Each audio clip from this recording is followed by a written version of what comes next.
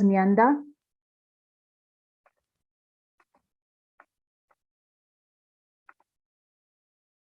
from the Office of the High Commissioner for Human Rights, Unhcr, in Geneva.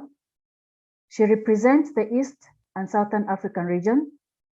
And we have Martin Yunge, the General Secretary of the LWF.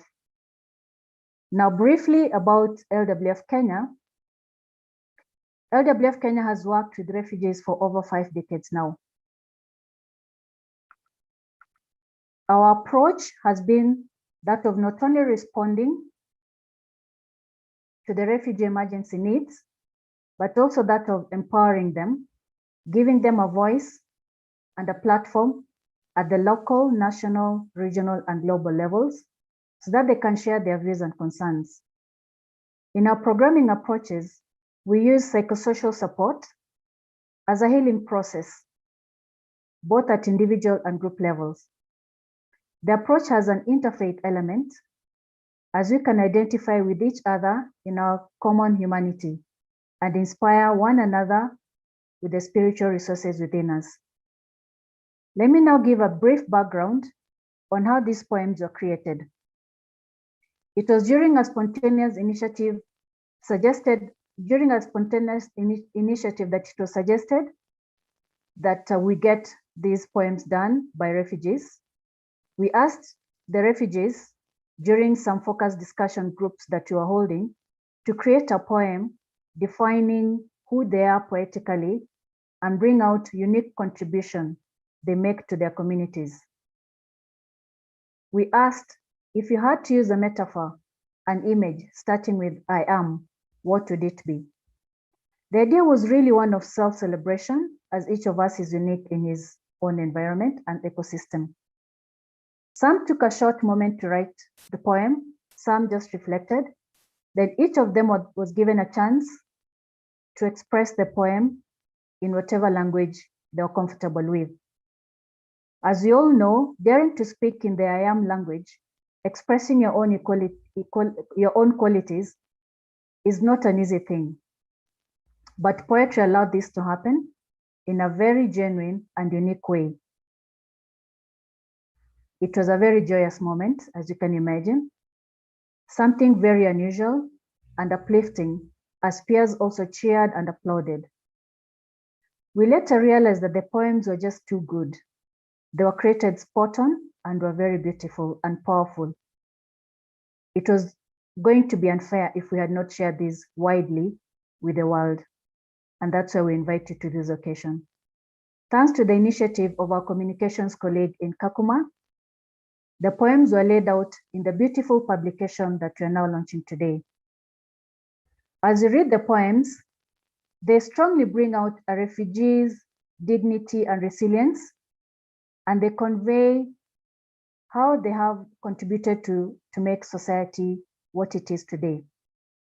Throughout the booklet, the image of light is repeated constantly with a radiance and obvious strength. Each of the authors, in their own way, works in dark places of violence, injustice, or suffering.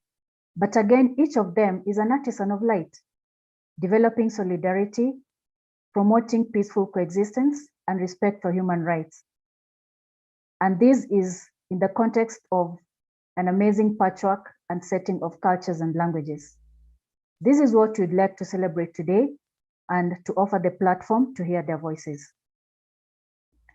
Without much ado, I now invite Martin Yunge to read a poem of his choice from the booklet and give us some opening remarks. Welcome, Martin. Thank you very much, Mary, and good morning to each of you. It's a great joy to be part of this webinar. And let me greet in particular our 3 poets representing all the others who have been contributing to this publication. Let me say that the day I received that publication, I was joyful and I felt encouraged and I felt grateful.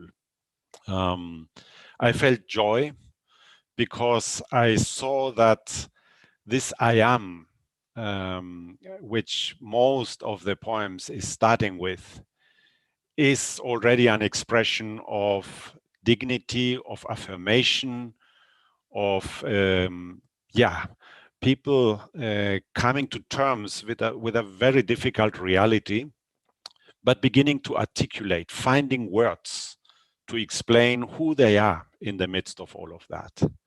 So I felt grateful and encouraged because in addition, I saw that all these I am, which most of the poems will start with, was never a self-contained I am, but all of the poems, they have a strong look to the neighbor, to the community, and always asking the question, who I am in view of my neighbor.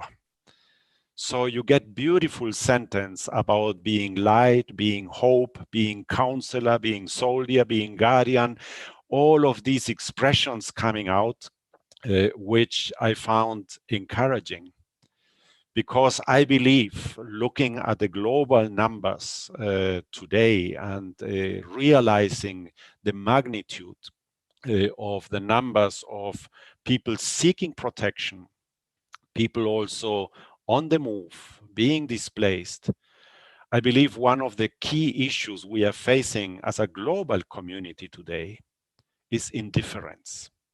The numbers, they seem to be leaving us more and more indifferent. And I felt in the poems that I read there that indifference is not an option for those who wrote. They say, yes, here I am, peace, light, hope, guardian, counselor, for the sake of the other, so that everybody can find life in dignity. I have chosen a poem which you will find in page 13 of the booklet. It's called I Am Peace, I Am Hope. And I found in that poem all of that, what I tried to say in few words, reflected and captured. So greeting and paying respect to our poets on the ground, acknowledging the beautiful partnership with UNHCR in particular, but also with all the others with whom we are working together. Let me read as a conclusion from page 13, I am peace, I am hope. I am peace, hope for the hopeless. God can raise you anywhere. Being a refugee does not mean you are dead. If you have peace, you can have anything. You can work and start a new life. I am peace, but in my country there was so much violence. My husband and parents got killed. I am peace. Life is possible when you have peace. You can live anywhere else. I've lived 11 years here in Kenya, and my children are grown up. I've helped many widows to make a living. Even if now some have left the country and forgotten about me, I help young women when they get married. I'm a counselor. I help marriages so spouses come back together. I am peace. I am hope.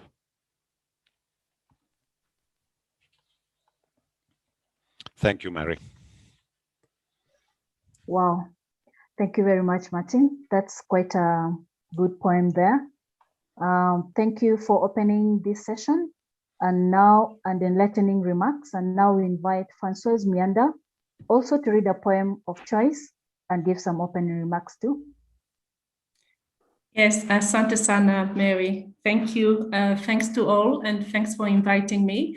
I'm really delighted to be here, not only as an African senior human rights officer, but also as a writer, because as the refugees, I also write poems, and poems really help me to go through difficult moments in my life, building confidence, finding comfort in the present moment, and also nurturing joy. I always admire really the strength and the resilience of persons who have been forced to flee their homes due to a variety of reasons. It might be climate change, conflict, and other challenges.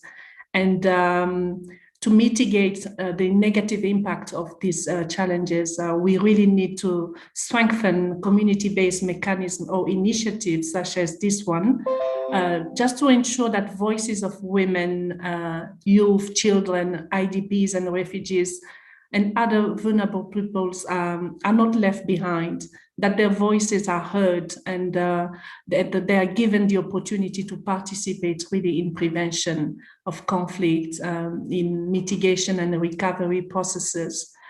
It was also good as a senior human rights officer at the Office of the High Commissioner for Human Rights.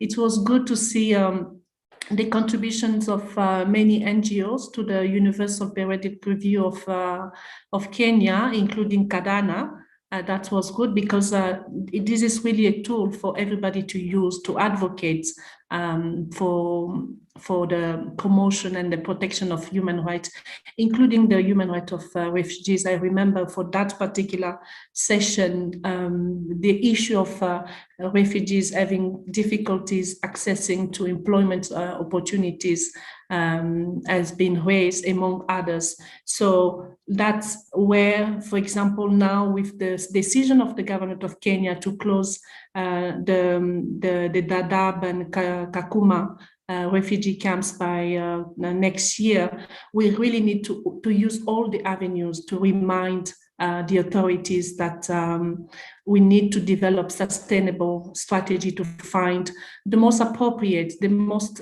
durable and right-based solutions for refugees and asylum seekers living in these camps.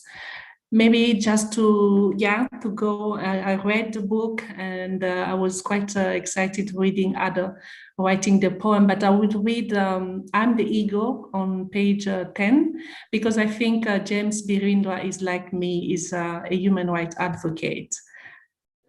I am the ego. I am an eagle and I can see no matter the situation. I can go without security. I rescue people out of danger and take them to another level. We are trained to see our future. We are refugees, but found no space to express ourselves as human beings. We are advocating. I am the eagle, not giving up. I speak up and raise up alone when people are in danger. That's so powerful, really so powerful. And this right, because we have right by virtue of being human. And I like also the title of this booklet, because hope for me is one of the most important tools in life, because no matter the situation, no matter the challenges, no matter the difficulties, you can be refugees, you can be whoever you are, but if you have hope, and you have faith in you have faith in God, you have faith in a better future, you will thrive and prosper, as certainly as the day follows the night. So I would stop there. Thank you very much. Asante-san. Thank you very much, Francoise. Those are very encouraging words. I'd now like to invite our 3 refugee panelists to read their poems, and we shall start with Said Abuka. Said is a Somali national and the chairperson of KADANA. He has lived in Kenya since the 90s and currently lives in Nairobi. Nairobi hosts over 50,000 urban refugees. Said is a paralegal and is involved in various initiatives, including being a community health volunteer.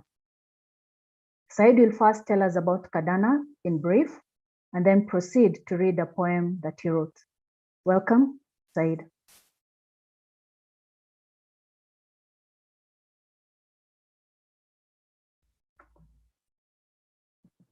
You have to unmute your microphone, Said, and repeat again. Thank you.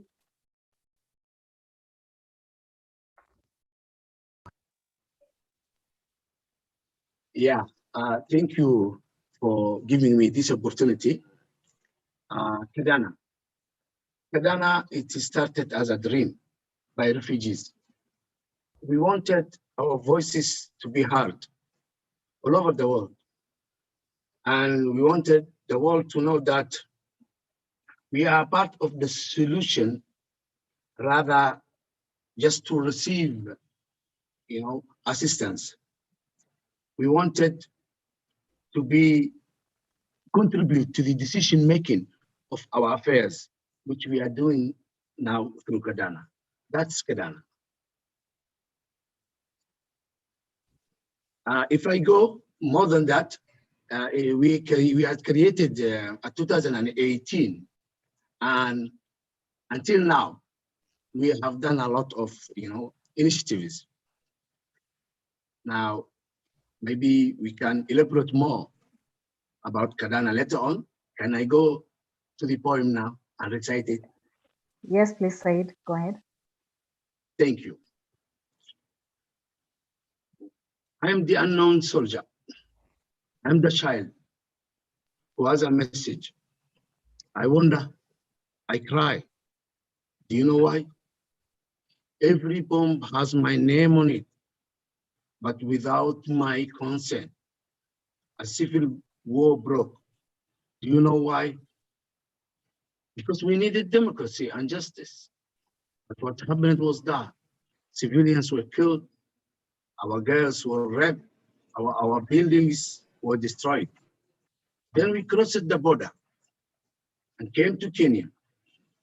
I believe the Kenyan people are the best in the world because they have beautiful souls. We are all brothers and sisters, yet as refugees, we are aliens for the system.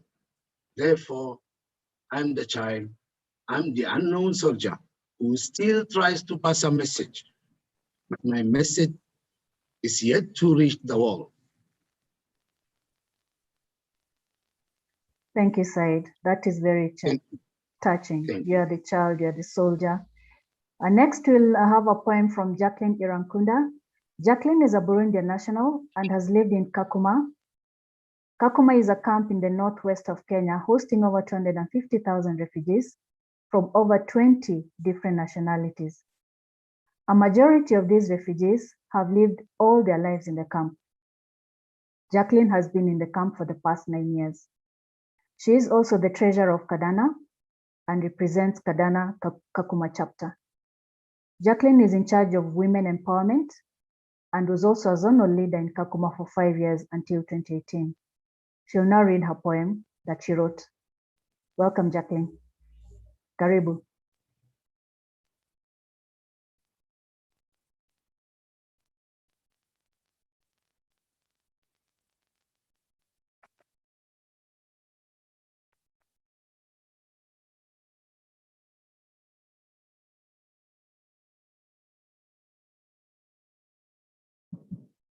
Jacqueline, I hope we've not lost her.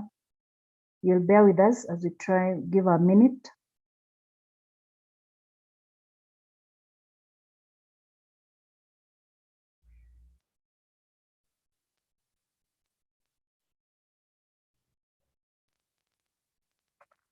Okay, sorry about that. Maybe we lost her a bit. So I'll just read the poem that she had picked.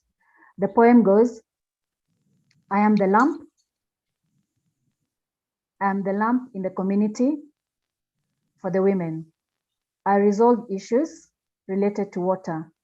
People look for me. I am a peacemaker and I'm a problem solver. If she returns, we'll ask her just a few more questions to let her tell us what inspired her when she wrote the poem. In the meantime, we can go ahead to invite Mark Okello. Mark is a Ugandan national and has lived in Kenya for over 30 years. He is the KADANA chair in Dadaab. Dadaab is a refugee camp in the northeastern part of Kenya that hosts over 200,000 refugees, mainly from Somalia. He is a member of the Connected Learning in Crisis Consortium and has also represented tertiary refugee students in Germany, from where he formed the Tertiary Refugee Student Network, a global network as it stands right now. Mark will read a poem of choice from the book, I Am Hope. Welcome, Mark. Okay, thank you, members. I'll read the first poem. I'm the morning sun. I wonder, what are my abilities? Who am I? What is the society expecting of me? I'm an advocate. My role is to enlighten the part of the world. Each morning for a period of 12 hours. To avoid being unfair, I eliminate another part of the world that was once in darkness. I can change my environment, have the ability to turn black into light. What the world expects from me is light. I am the morning sun. I wonder, what are my abilities? Who am I? What is society expecting of me? I enlighten all those who have just crossed the night. Without injustice, I enlighten everyone. Thank you. This is the poem. Thank you very much, Mark. Wondering who you are, such a dilemma. As we've had the poems being read out, if anything inspires you, you can continuously just put it in the chat. Feel free to just comment in the chat as we go ahead. Now, in the next session, we are going to engage our panelists, our three panelists, much more, and we'll just discuss a few questions. Said, what inspired you to create this poem that you've just read to us?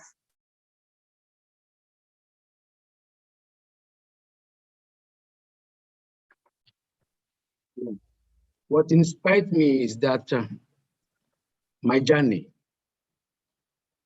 I went through a lot, pain and relief,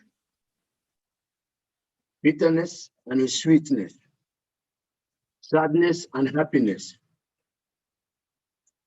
It results that I'm alive and there is a hope. And that hope, it needs effort. I live in Kenya. I am one of thousands of refugees who have all of them a message. To come up with the message of hope, that's what inspired me to create this poem. Thank you, Said. Quite a powerful message there. You're a refugee, but you're an alien to the system. Indeed, you're an alien in many ways. We could give 1,001 examples, movement restrictions, access to services. Thank you very much for bringing that out. Mark, the poem you read must have inspired you because you chose it. What could have inspired you to read that poem? Okay, the thing that really gave me an inspiration to this poem is that I think brings the issue of identity dilemma, where the person knows himself, I know myself, you know yourself, everybody knows who she or he is. But then the situation comes that with the change of situation, environment, circumstances, in whatever form, you come to a start where you wonder who you are and what exactly does the society expects of you. So in this case, we see that all of us are impacted in such a situation that we really do not know what we are at every circumstance that we are faced with. Day by day, we are in a real dilemma of such a situation. And for the refugees, this is even worse because we are in a real quagmire, a state that really needs a lot of understanding by everybody, including ourselves. That is why I chose this point. Very touching. Yes, Mark, that is very touching. You absolutely are in a dilemma as a refugee. You've expressed that in the poem. Said, whom would you have liked this poem to speak to as you read it out?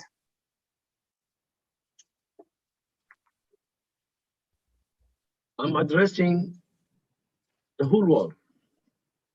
In particular, those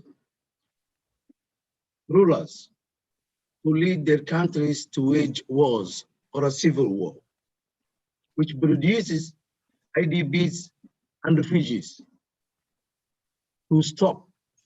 I'm addressing also the host people that to tell them, we are with you. We are ready to go step by step with you.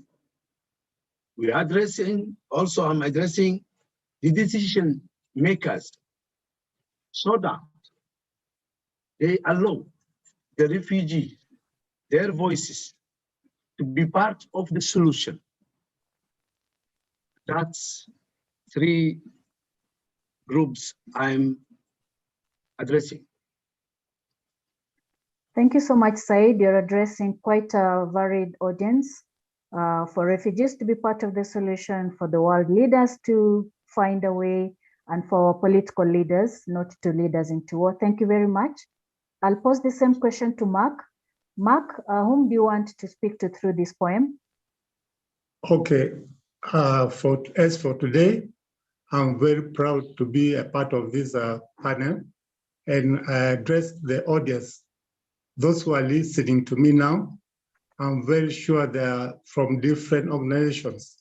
So this poem is also for you, because refugees, being a refugee and supporting refugees gives you a real dilemma of every situation that you are faced with. We have climate refugees, refugees coming from wars and everything.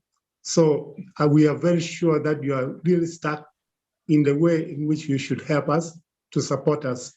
So what does the society expect of you? That is the question. However, for the issue of this poem, this goes directly to the refugees themselves, that they should also embrace this one, because they are also in a situation that is very dire, and therefore every situation that they have is unique and needs them to identify their roles.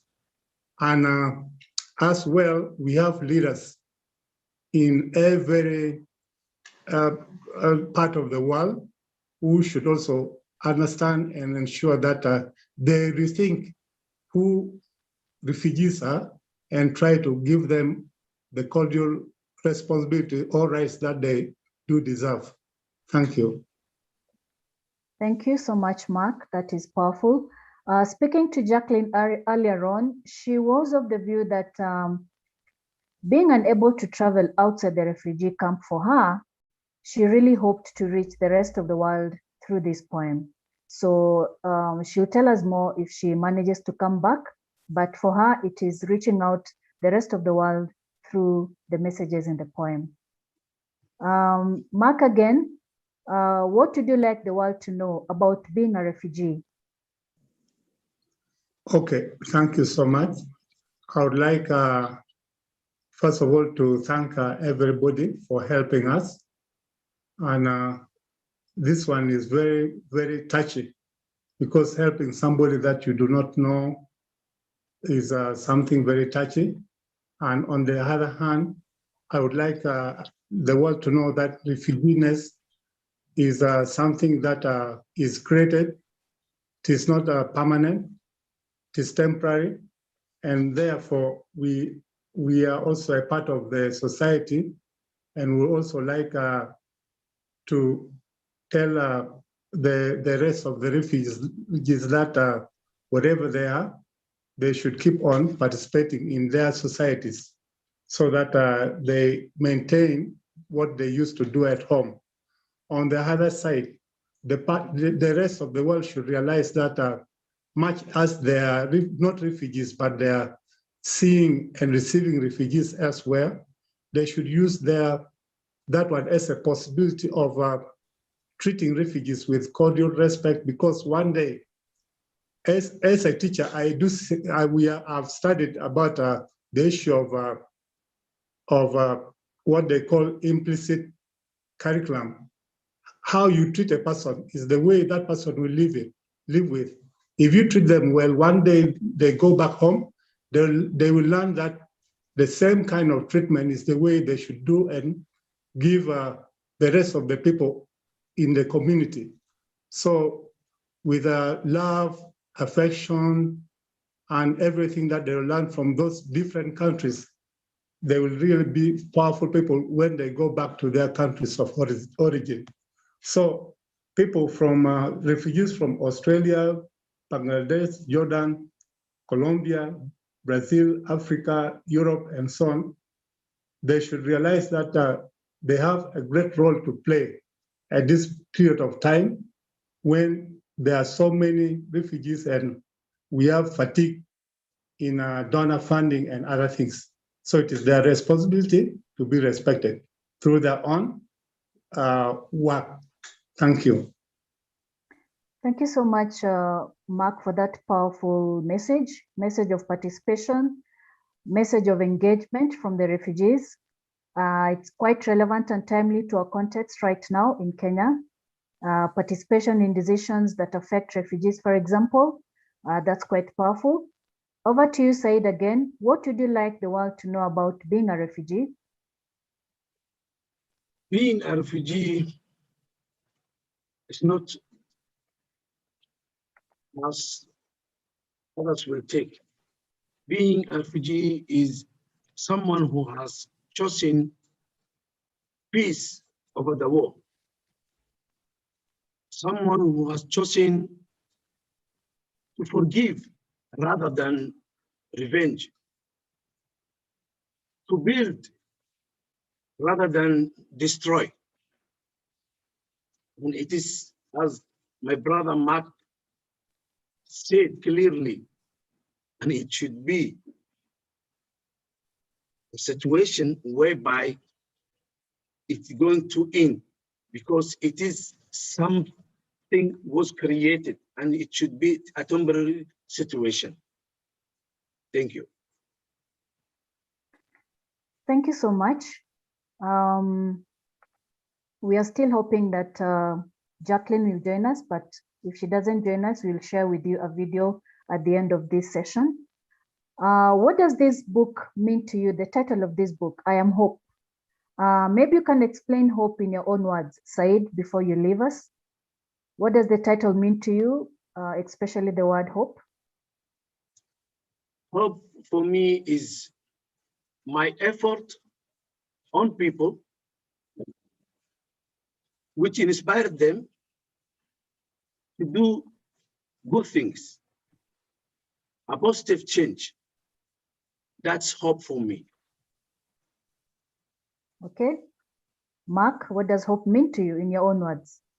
In my own word, in our situation as refugees where we are very vulnerable and we rely on assistance, hope here as has been portrayed in this wonderful book. We see hope, and by seeing this hope, we can see that we are able to do quite a lot of wonderful things for ourselves.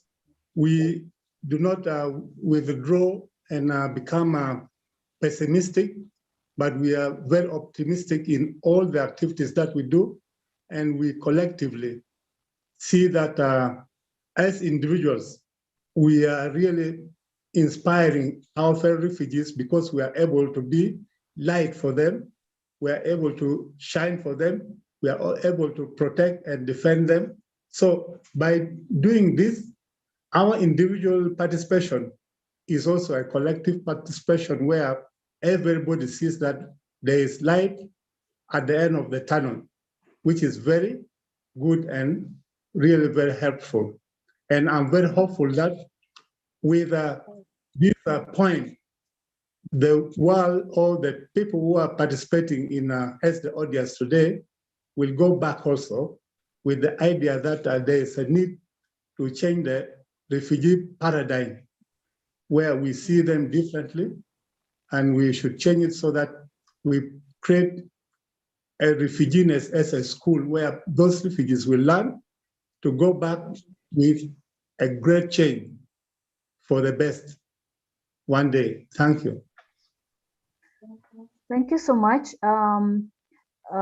Said will answer this last question and then continue to tell us more about KADANA. Said, if you're to tell one thing to all the displaced persons of the world, what would it be? Continue to be resilient. And please respect the host people and their culture. Contribute. We all are suffering in a way, all people, but still we can contribute where we are. That's my message. Wow, thank you so much, Mark. That is very deep. Sorry, Said. Maybe you can just briefly again, for the sake of those of us who didn't quite understand KADANA, maybe just a bit more on how you've engaged, what you've done so far. KADANA, we have done a lot, but now we can say, or I can say only 3. We took part in the public participation session with the National Assembly in Kenya, and that's historic and a milestone. It is a daring, and we addressed the Security Committee on the Refugee Bill 2019, where we pointed out some clauses so that they can rectify.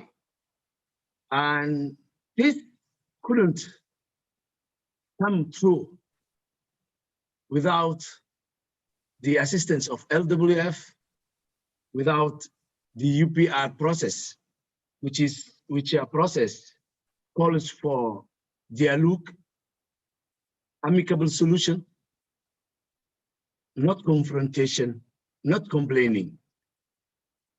Yeah, and also we took some families during COVID-19.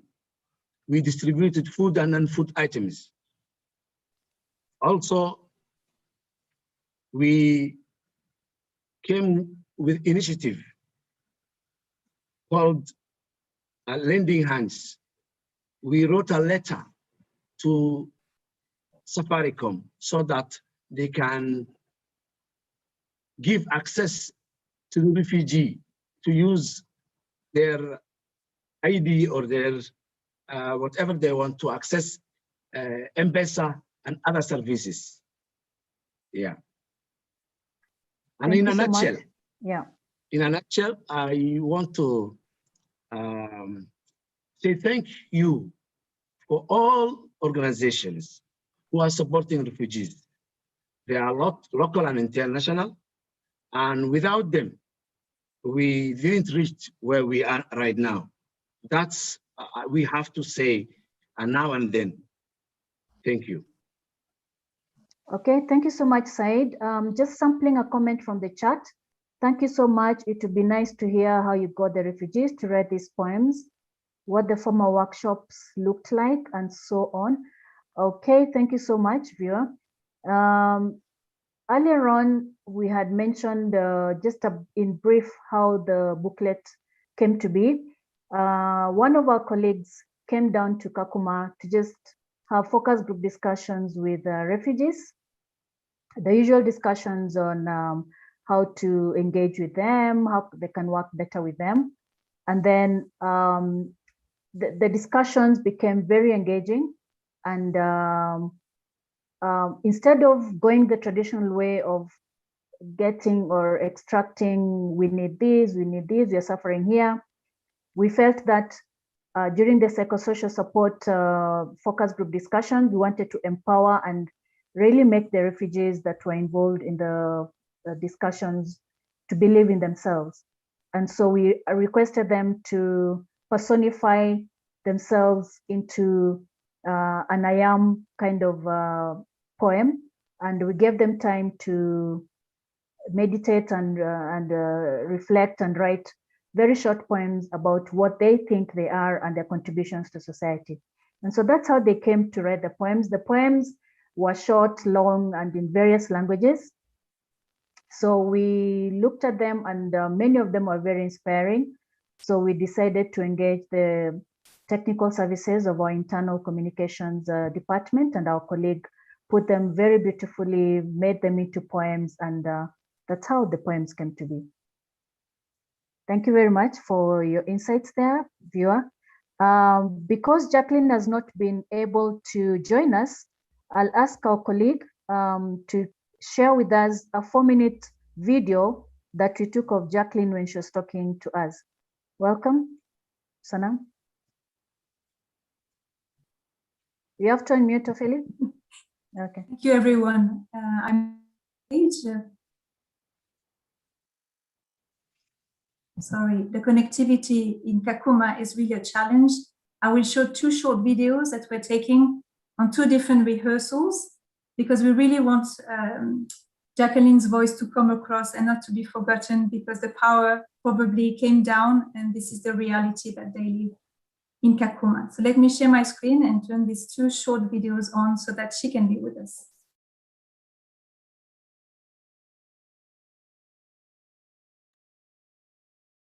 Cha kwanza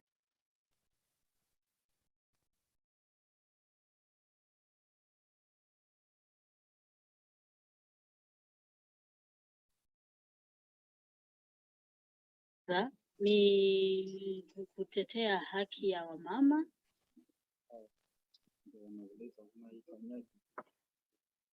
Hiyo kama wamama wanakuwa na shida nyingi ambazo hawawezi kutatua, especially kama mama ameoleka, ako kwa mji, unakuta na tatizo ambalo haelewani na mume wake.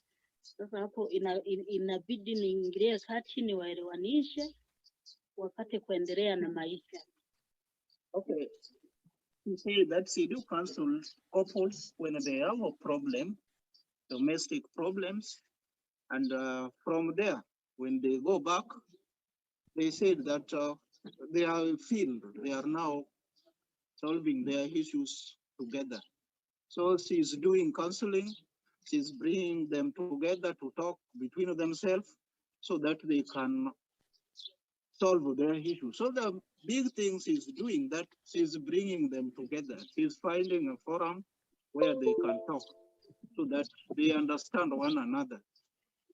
So the insight of their problems.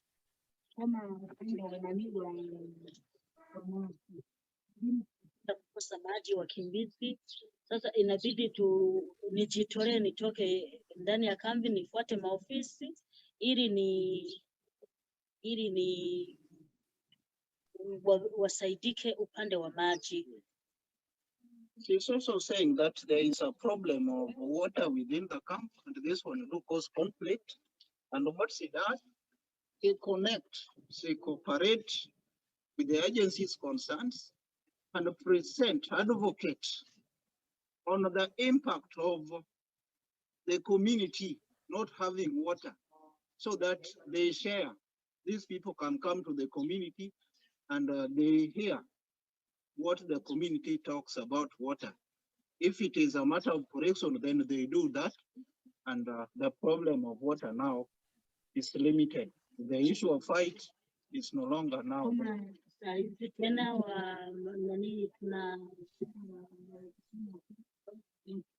Inafungwa. Hilo ndo limeleta tatizo zaidi ya matatizo. She's also saying that she's also Indian government comes and starts saying that, okay, refugees should go back to their country.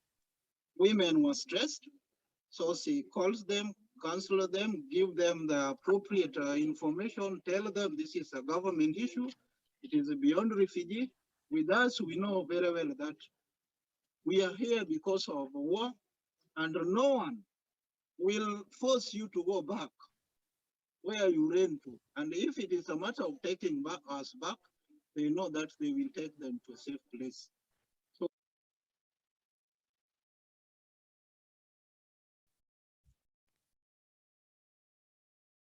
Ambie ni wajisikie kama wakimbizi kama watu wengine, na nikiambia mashirika baadhi yanayotoa msaada yasikome kutoa msaada, yaendelee kutoa msaada ili wakimbizi wapate ile misaada yenye walikuwa wanapenda, na mkimbizi sehemu yoyote ile aliko aheshimiwe kama mtu wengine, na afanye anachokitaka kukifanya kama wengine, tusipokuwa na kuzuiliwa ama kubuguzwa ama kutengwa, na ajisikie ya kuwa yuko huru kwa sehemu yoyote ile aliyoko na kufanya analotaka kama watu wengine.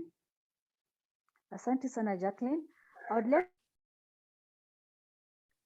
Thank you so much for sharing those videos. Those are sentiments from Jacqueline. Unfortunately, she's not been able to join us until now. And so without wasting so much time, I want to thank you, our panelists. Mary, let me interrupt you.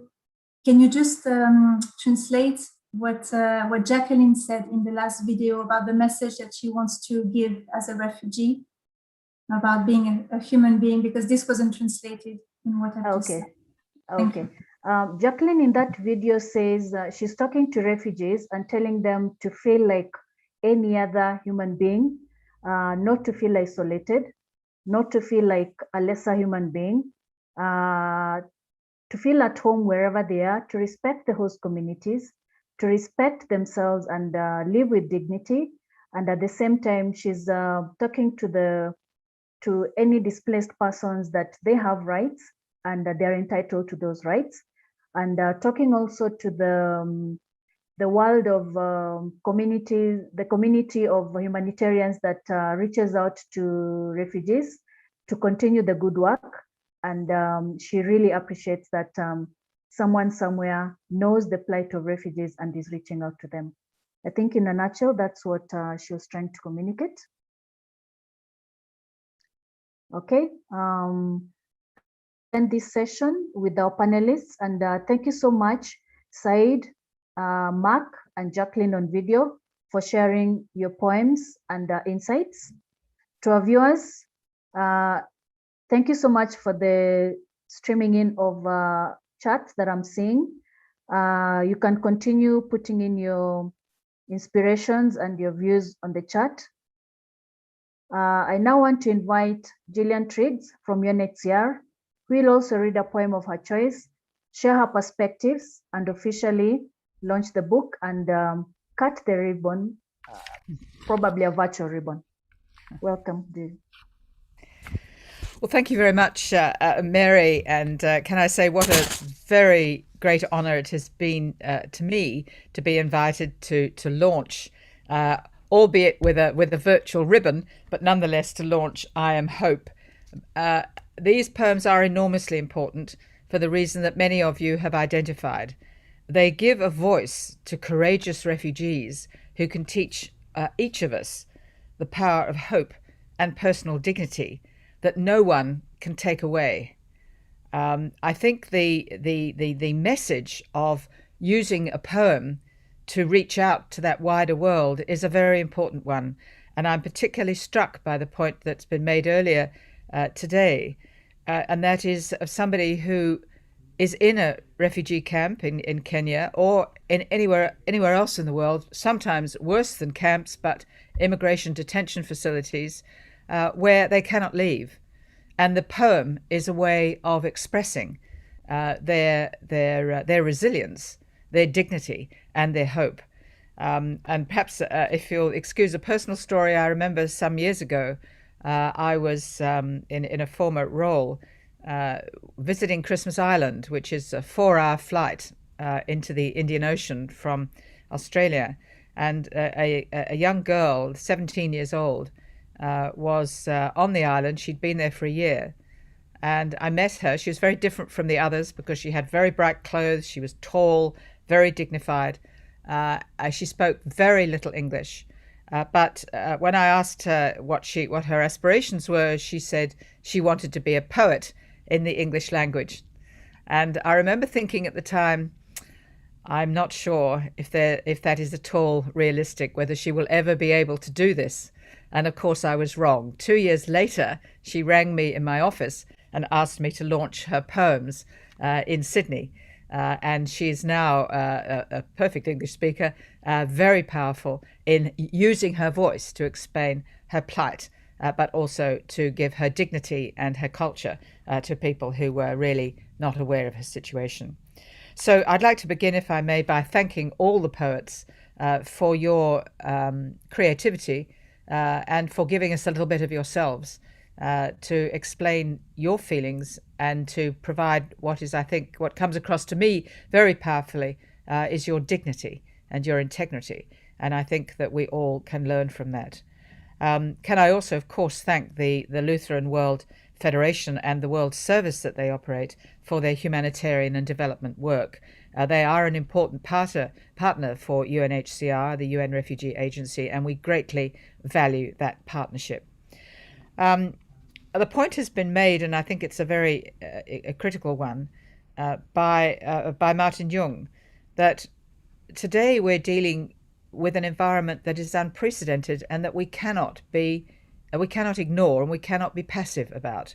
The United Nations Refugee Agency and our High Commissioner for Refugees, Filippo Grandi, launched a report a week ago connected to World Refugee Day that this event is also connected to, but announcing 82.4 million people seeking asylum or displaced or refugees or stateless in the world. And these figures, every year they go up. We half thought that they would go down in a year of COVID, but in fact the numbers have increased by yet another 4%, the numbers doubling in the last 10 years. This is a serious global problem for each of us to take responsibility for and to speak up. And I can think of no finer way to speak up than through poems. So there are a few themes that I'd like to explore just very briefly, but one which is pervasive is a point that we understand well at the UN Refugee Agency, and that is the importance of peace.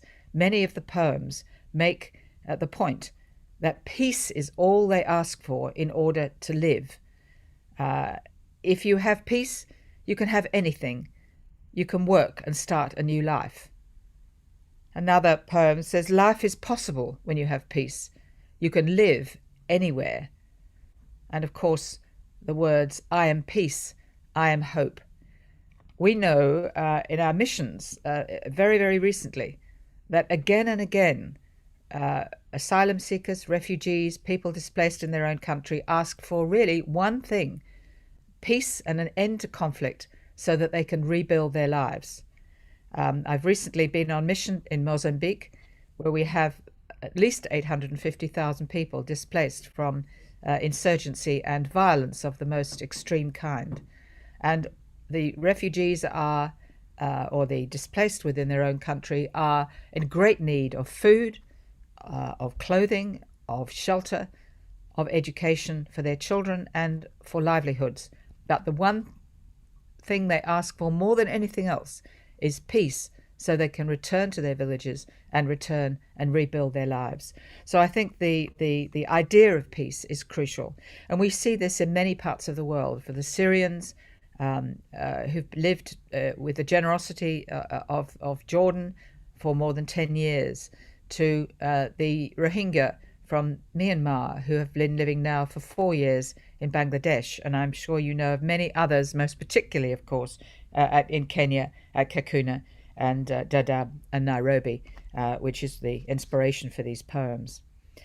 I've also appreciated the recognition that UNHCR as a refugee agency and the Lutheran World Federation World Service takes a rights-based approach.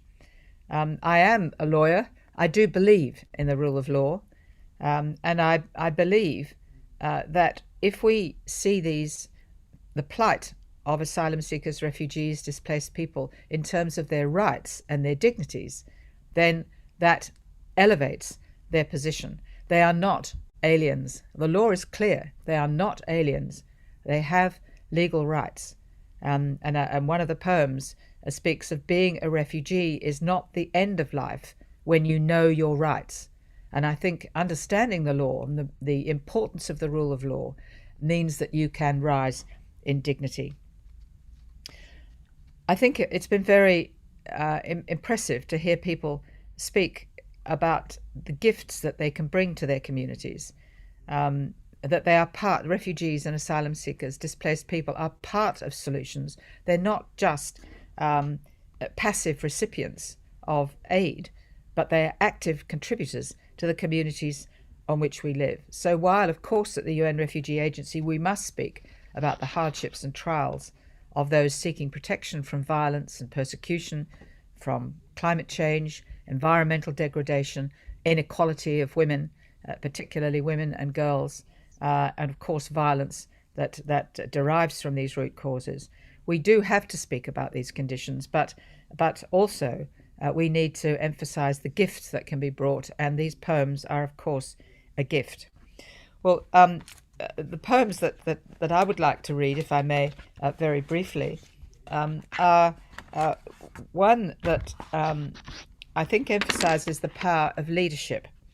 And when I first saw the emphasis on I am, I thought, well, that's not really what we want to emphasize. It's not the individual we want to emphasize, but it's our community. And I think Martin Jung explained this beautifully.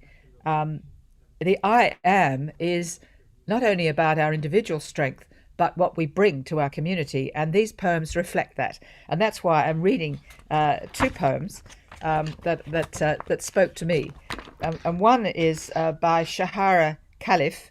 And I know these are all in English. I wonder if they sound even more beautiful in Swahili, or the language of the author. But I do greatly value Sahara's writing. And it's called I'm a Woman of the World. I am a woman of the world. I am the inspiration bringing women together in decision making. I'm a world changer. And the other by Remy Lutwama, called I Am Self-Made. And the poem is, I'm a dad and a mum. I listen, raise and look out to my community. I provide accommodation and food to the most needy and vulnerable. I guide, counsel and protect. I do not condemn. I encourage and give hope to my community. I'm a self-reliant king. I train and equip my community with guidelines to self-reliance, because it is the way to go given the little funding. No one can destroy me because I am self-made. And I think that message of self-confidence, but also of giving and relating to your community, is a very powerful message. Can I also refer to the message that so many have produced in these poems, the idea of light. The idea of light is so important to many religions and cultures. One poem says, I am the light of the world. Another says, I am the lamp in the community for women. I am a peacemaker and a problem solver. Another says, I am heaven. I tell people to love each other. Or I am a candle. And one that I especially love, I am the moon. I believe in myself. And I think if we believe in ourselves, then we can reach out from that strength to the communities that we serve, and to make that message clear to the global community, so that we can take seriously, as Martin has urged us to do, to take seriously the plight of so many millions of people, and to think about the root causes and how we can address those as our challenge for the future.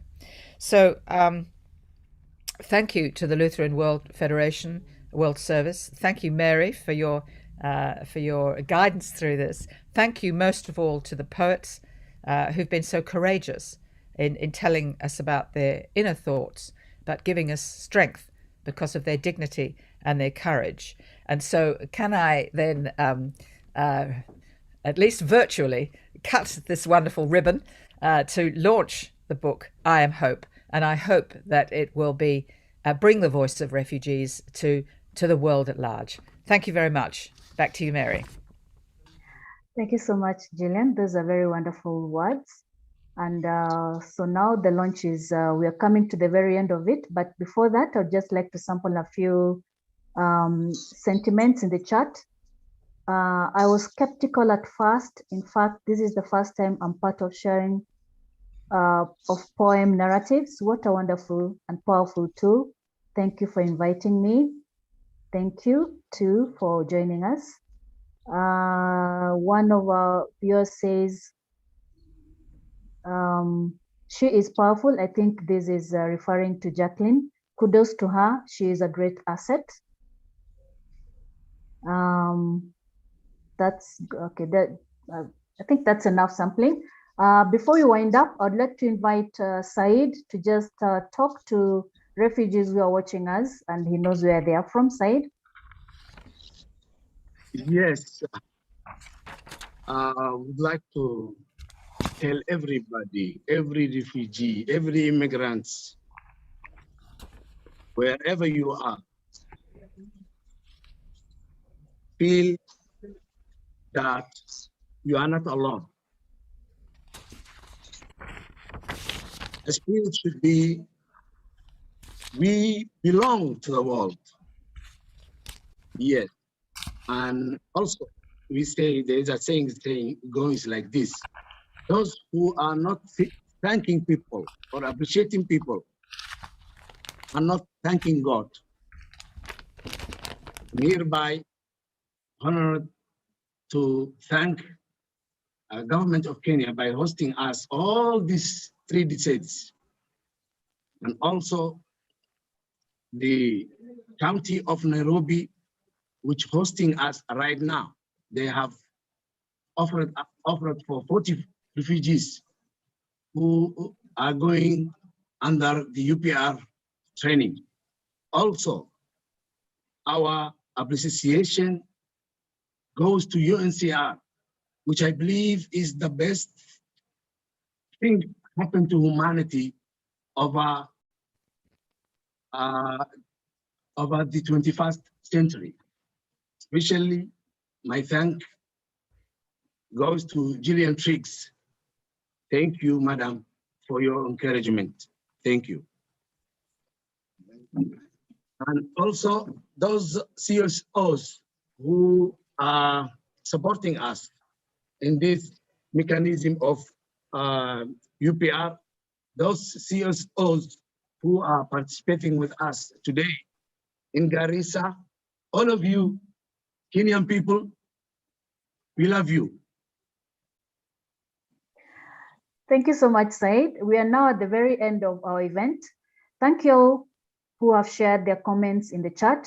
They're very beautiful. It's a sign of friendship and solidarity. I now want to thank all our panelists here, Jillian, Francois, Martin, and our 3 refugees who took a lot of time to prepare for this in spite of the connectivity issues we have in Kenya. And as LWF, we are very proud to share these poems with you today. And we hope you'll read them at your own time and be inspired by their voices, the voices of hope, dignity. I hope these poems will bring meaning for you and sustain our common efforts to improve the situation of refugees worldwide. On the screen, I think you can see the cover of the booklet again. You can easily download the booklet on our website. We have also shared the link to the booklet in the chat, and it's available both in English and French. And I think with this,